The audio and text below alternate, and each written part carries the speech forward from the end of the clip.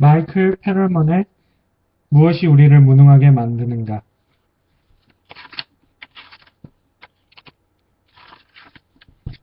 챕터 1. 세상에서 가장 추한 손. 소제목: 영혼을 변화시키는 어떤 과학. 경제학자들은 불가사의해 보인다. 시장의 결함을 고치자는 제안을 거부할 때 그들은 매우 탁월하고 똑똑하다. 경제적 결핍을 채우는 어떠한 조처들도 경제적 효율성을 방해할 뿐이라며 독단적인 이 시장 옹호자들은 경고한다. 심지어 시장의 문제점을 인정하는 몇몇 경제학자들 또한 근본 원인은 틀림없이 사람들의 개인적 결함이라고 주장한다. 시스템보다는 사람들에게 원인이 있다는 것이다. 시장에 대한 이런 맹목적인 집착은 일종의 종교다. 또 다른 종교의 상당수 추종자들처럼 경제학자들은 자신의 세계관을 받아들이지 않는 이들에게 관용을 베풀지 않는다. 역대 영국 수상 중 가장 보수적이었고 철의 여인으로 널리 알려져 있는 영국의 첫 여성 총리 마가렛 대처는 한때 이렇게 언급한 적이 있다. 경제학은 수단이다. 그 목적은 영혼을 변화시키는 것이다. 정신적인 고양을 위한 이런 주장은 시장 만능주의라는 극단적인 사고방식을 낳았다. 그 속에서는 공공정책이 뒷전으로 밀려 시장의 이익에 굴복할 수밖에 없었다. 시장이 내적으로 폭발하고 마침내 붕괴되는 지경에 이르면 상당수 근본주의자들은 시장에 대한 자신의 신념을 임시로 포기한다. 그들은 정부의 지원을 요청한다. 물론 자신의 이익만을 위해서는 아니며 시장을 다시 건강하게 만들기 위해서이다. 일단 위기가 지나가 버리면 시장에 대한 그들의 신념은 다시 살아난다. 진화론을 주창한 영국의 생물학자 찰스 다윈이 말한 바 있듯이 무지는 지식을 낳기보다 확신으로 이어지는 수가 많다. 시장 근본주의의 완고함은 신학적 견해를 반영한다. 시장은 그 자체로 목적이다. 어떤 목적 달성에 필요한 수단에 머물지 않는다. 심지어 시장에 대한 매우 사소한 도전조차 이단으로 몰리기 십상이다. 18세기 영국에서 가장 유명한 정치가로 꼽히는 에드먼드 버크는 시장에 대한 이런 신학적 옹호를 위한 분위기를 주도했다. 그는 확신에 찬 어조로 상거래에 관한 법률은 자연법이며 따라서 신의 법칙이다 라고 선언했다. 시장과 도덕 저널 같은 출판물은 이런 신학적 전통을 지속적으로 조장한다. 기업과 정치 지도자들은 시장을 위해 틀에 박힌 장황한 찬사를 이리 고상하지 않은 시각에서 일상적으로 늘어놓는다. 효율성과 번영은 말할 것도 없고 자유와 민주주의 그리고 정의 따위의 고결한 용어들을 놓고도 언쟁을 벌인다. 조지 W. 부시는 1999년 대통령 선거에 처음 출마했을 당시 무역과 시장은 자유라고 간략하게 선언하며 더 단순한 공식을 제공했다. 자유, 민주주의 또는 시장에 임하지 않은 다른 긍정적인 가치를 사람들이 향유하는 것을 반대할 수 있는 사람은 아무도 없음은 물론이다. 근본주의자들은 이런 질문을 한다. 사회 조직의 꼭대기를 대표로 하는 경제 시스템에 어리석게도 왜 도전하는가? 로널드 레이건이 일컬었던 시장의 마술을 신중치 못한 세금이나 규제들이 막지 않았다면 기존의 경제 시스템은 적어도 사회 조직을 대표했을 법했다는 것이다. 하지만 상인들은 마술을 믿어서는 안 된다. 레이건의 환상적인 미사 여구에도 불구하고 시장은 냉혹한 공사 감독관이다. 스톱워치를 사용해 노동자들의 작업을 초 단위로 쪼개는 데 일생을 바친 것으로 유명한 과학적 관리의 아버지 프레드릭 웬슬로우 테일러는 현대적인 상황에 대해 좀 더 현실적인 의견을 내놓는다. 과거에는 인간이 우선이었다. 미래는 시스템이 우선되어야 할 것이다. 이 시스템이 진실로 인간의 본질적인 욕구를 채워줄까? 나는 그렇지 않다고 생각한다. 왜 그런지 같이 들여다보자. 소제목, 또 다른 신학.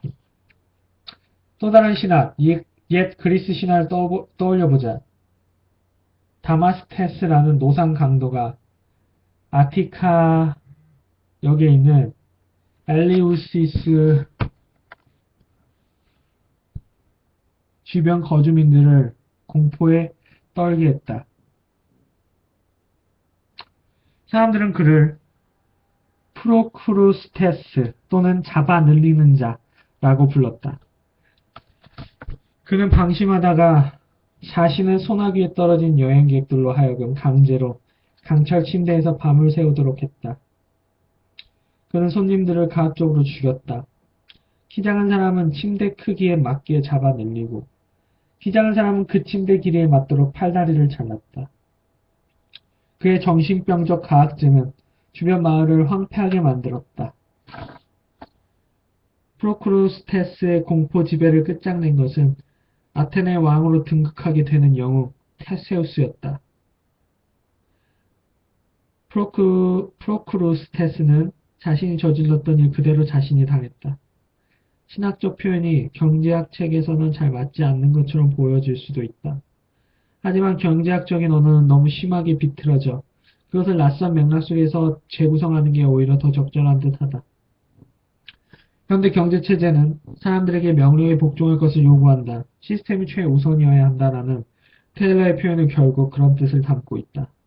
그의 스톱워치는 사실상 프로크루스테스의 침대에 달린 나사못을 단단히 조였다. 결코 과격하지 않았던 독일의 사회학자 막스 베버는 프로크루스테스의 세상을 냉혹한 정신을 생생한 언어로 표현했다.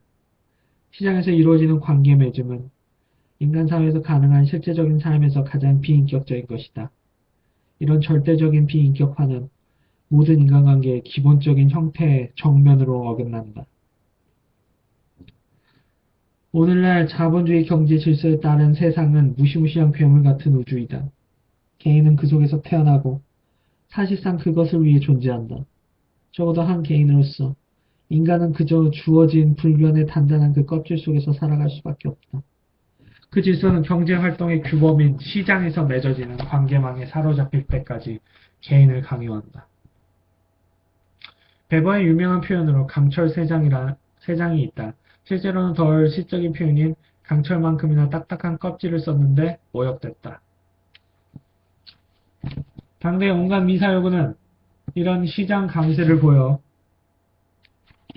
주기에 딱 좋은 사례를 제공한다.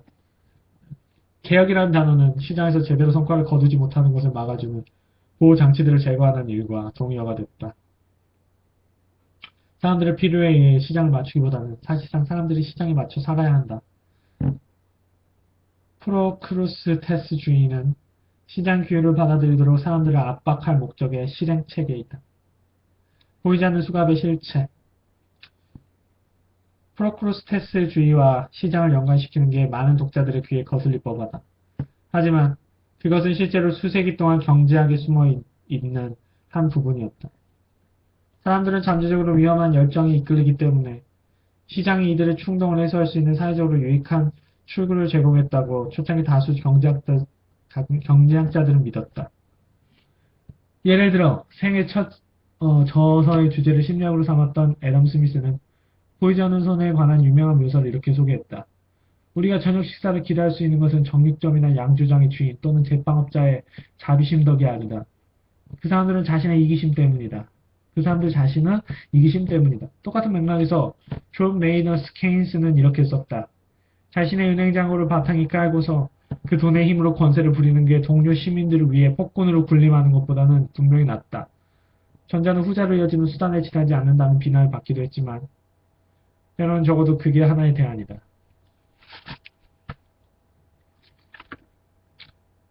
영국 옥스퍼드 대학의 저명한 경제학자 프랜시스 에지워스는 열정과 시장의 연관성에 대해 상세히 설명했다.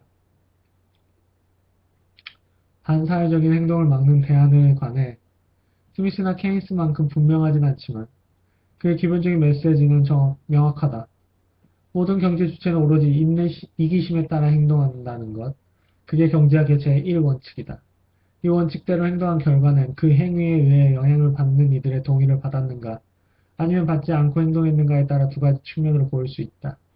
넓은 의미에서 첫 번째 종류의 행동을 전쟁이라고 일컫고, 두 번째 것은 계약이다. 시장 밖에서 자체의 힘으로 생활을 꾸려나갈 수 없다면 사람들은 임금 노동자로 고용되는 것을 자연히 싫어할 수밖에 없다고 18세기와 19세기 초반 경제학자들은 분명히 이해했다. 이들 학자는 대안적인 생계수단을 사람들이 갖지 못하도록 강력한 조처를 내릴 것을 제안했다. 사람들이 대대로 자신의 욕구를 채우는 터전이었던 토지를 몰수하는 것 또한 거기에 포함되어 있다. 그 의도는 사람들을 극도로 궁핍하게 만들어 임금을 받기 위한 노동에 절박하게 매달리도록 하는 것이다. 그 다음 임금 노동이 충분히 일반화되면 사람들은 그것을 정상으로 생각하고 당연한 일로 여긴다.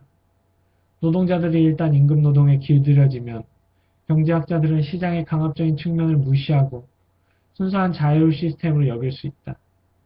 그 과정에서 경제학자들은 강압 또는 비합리적인 행동에 관련된 제안을 모두 축출했다. 너무 어리석어서 시장에 전적으로 얽혀드는 것에 저항한 이들 편에 서 있었던 학자들은 물론 그와 달랐다. 여기서 인구론으로 유명한 토머스 로버트 멜서스 목사가 노동자와 고용주 사이의 평등한 관계를 어떻게 묘사했는지 보자.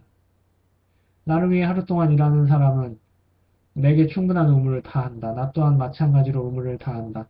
나는 그가 원하는 것을 갖고 있으며 그는 내가 원하는 것을 갖고 있다. 우리는 원만하게 교환했다. 가난한 사람은 깨어있는 독립성 속에서 꼿꼿하게 걸어간다.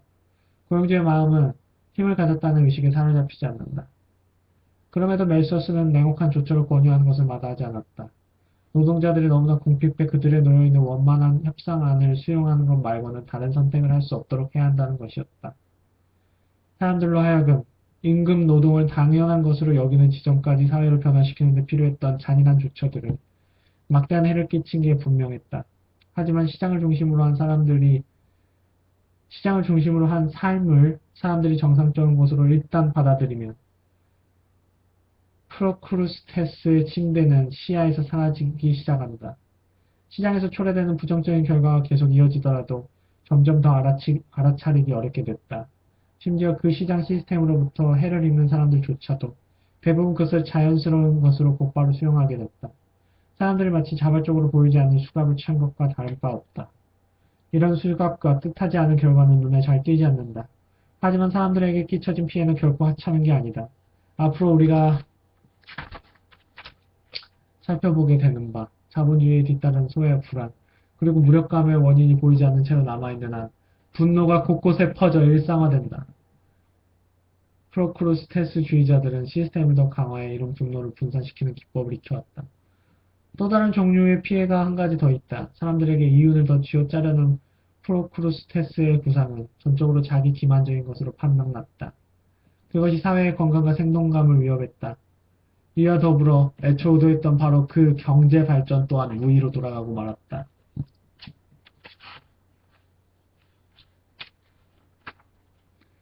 강철 침대에서 일어날 수 있을 것인가? 대법. 식으로 말해 시장은 프로크루스테스의 침대처럼 작동한다. 왜 누구나 기꺼이 그런 침대에 눕게 되는 것일까? 제3장에 담겨있는 사업장에서의 사망과 질병에 관한 논의에서 볼 수 있듯이 그 시스템에 붙어 생계를 꾸려가는 이들은 잔인한 운명으로 고통을 받는다. 하지만 그 시스템은 거기에 자발적으로 적응하지 않으려는 이들을 가차없이 처벌한다. 이 때문에 사람들은 이런 세상을 자연스러운 것으로 여기게 되고 공공연한 프로크루스테스의 통제는 보이지 않는 수갑으로 대체된다. 때때로 프로크루스테스주의자들이 자신의 역량을 과대평가해 우쭐대거나 시스템이 고장을 일으킬 때 그 수갑은 다시 한번 존재를 밖으로 드러낸다. 자본주의가 확고하게 구축되기 전에 그랬던 것처럼 사회의 어떤 요소들이 시장의 요구에 맞서 저항한다. 또 다른 요소들은 저항할 준비를 갖춘 것처럼 보인다. 그에 따라 프로크루스테스식의 획일주의를 주장하는 이들도 자신의 의지를 관철시킬 태세를 갖춘다. 필요할 경우 폭력적인 억압도 불사한다. 예를 들어 우루과이에서 그러한 억압이 절정으로 치달았을 때 언론인 에두아르도 갈리아노는 이렇게 말했다. 가격이 자유롭게 움직일 수 있도록 하기 위해 사람들이 감옥에 갇혔다. 비합리적인 사디스트 프로크루스테스와 달리 자본주의 경제를 통제하는 이들은 합리적이다. 오로지 돈 버는 것에만 집중한다. 이 극단을 향해 프로크루스테스주의자들은 국가로 하여금 독점적인 힘을 행사해 모든 사람들을 일렬로 줄 세우라고 요구한다. 그 와중에서도 현대의 경제체제는 가장 합리적인 뿐만 아니라 가장 자유롭다고 목청껏 소리친다. 마치 내 사람들은 원하는 곳에서 일하고 원하는 것을 구입할 수 있는 선택권을 자유롭게 행사한다. 그리고 일에 관한 것은 빼고는 아무도 누구에게 명령하지 않는다. 자본주의 시스템의 논리는 불변이라고 업계 지도자와 정치인, 경제학자들을 재빠르게 설명한다. 그들은 프로크루스테스식의 합리성에 의문을 제기하는 이들을 심하게 나무란다. 그들 스스로는 일반적으로 프로크루스테스주의의 냉혹한 요구로부터 면제되어 있음에도 불구하고 말이다. 이런 태도 때문에 프로크루스테스와 보이지 않는 수갑의 영역 사이에 생겨나 있는 경계선은 더욱더 흐릿해진다. 노동을 절약할 수 있게 해주는 현대적인 기술의 확산에도 불구하고 노동시간은 그다지 줄어들지 않는 이유를 누가 어떻게 합리적으로 설명할 수 있는가? 시장 효율화와 더불어 작업 안정성의 감소와 임금의 감축을 누가 어떻게 조화롭게 풀이할 수 있을까? 이런 상황들이 노동시장의 자연스러운 기능에서 비롯된 것인가? 아니면 프로크루스테스주의자들의 의도적인 조작에서 생겨난 것일까? 궁극적으로 시장은 프로크루스테스처럼 회귀성을 띠고 주변 환경을 파괴한다는 것을 우리는 보여줄 것이다. 유력한 대안들이 분명히 존재한다. 그 대안들이 실현 불가능한 공상처럼 보일 수도 있다. 하지만 그건 획일적인 경제체제를 옹호하는 이들의 어떠한 대화도 심지어 대화의 가능성도 받아들이지 않는 고집을 부리고 있기 때문이다. 마가렛 대처가 대안은 없다고 단호하게 선언했던 말이다. 강철 침대는 제자리에서 그대로 계속 남아있어야 한다. 누구든 획일적 경제체제의 명령을 수용하는 법을 배워야 한다. 자발적으로 보이지 않는 수갑을 차기 위해서다. 그 일에는 선택권이 없다. 시장 논리에 대드는 것은 자산행위나 마찬가지다. 적어도 경제적인 의미에서는 말이다. 앞으로 보게 되겠지만 진실은 그와 다르다. 프로크루스테스식의 획일적인 이데올로기는 비인간적일 뿐만 아니라 불합리하기도 하다. 상황이 어떤지 같이 한번 들여다보자. 우선 시장을 비판적으로 평가해보자. 그 다음 우리 스스로 더 긍정적인 쪽으로 방향을 잡아보자. 시스템을 최우선으로 삼아야 한다는 관념에서 벗어난 뒤에야 사회가 사람들의 잠재력을 활용하고 조금 더 충만한 삶의 방식을 창조할 수 있다. 가난하기 때문에 무능하다는 혹은 무능해서 가난하다는 생각으로 더 이상 자기들 자신을 학대하지 않을 것이다.